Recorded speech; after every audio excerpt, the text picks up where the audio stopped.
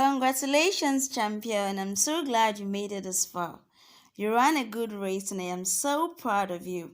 It is a revision class before our big exam, and I want us to quickly look at some of the words we saw this term in vocabulary virtuoso. The very first word we looked at was unprecedented, and we said that it means never done or known before. So I can say COVID-19, an unprecedented challenge. Next is humane. It means showing compassion or kindness. So I can say the vet is the most humane person I know. Next we have kismet. And kismet means destiny or fate. I can say the couple think it was kismet that brought them together. Next we have dystopia, and it means an imaginary place where life is extremely bad. I can say my father thinks that society will turn into a dystopia, okay?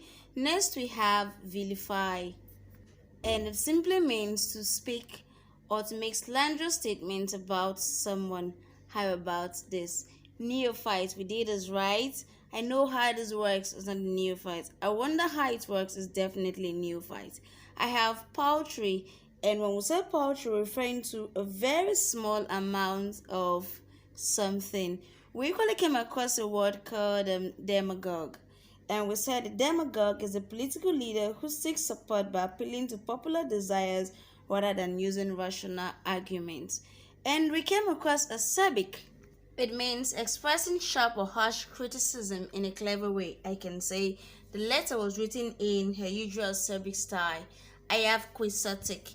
And quixotic is something that is exceedingly idealistic, unrealistic, or impractical. How about stigma?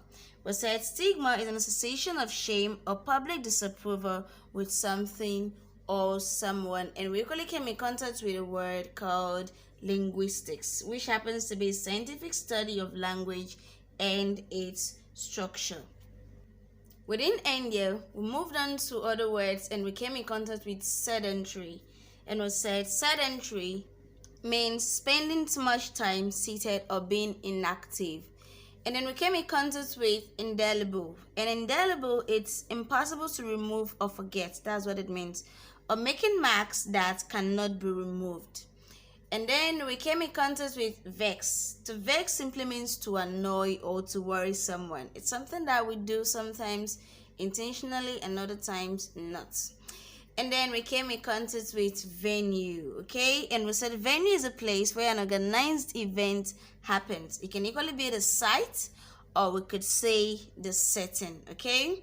And then next we saw xenophobia.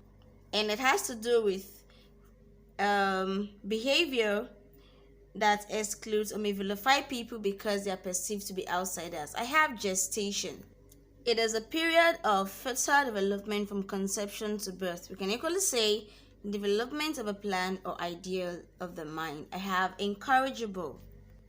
I can recall that we say that incorrigible simply means something that is difficult to control. Firmly rooted, not being able to change. How about beckon? Can you remember what we said about it? Let me refresh your memory. We said beckon simply means gesture with the hand or arm for someone to move closer or to follow. And then adulation. I can recall that I told you that it means excessive admiration, praise, or flattery. Okay? We didn't end there. We went further and we came in contact with upheaval, which means a violent or sudden change or disruption, a disturbance, mayhem. Okay, that is it for our revision class. But before I go, I want to leave you with this. Be bold, be courageous, and be your best. The beautiful thing about learning is that no one can take it away from you. Once you've learned something, you have learned it. So until I come your way next time, I want you to be the best you can be. Be good.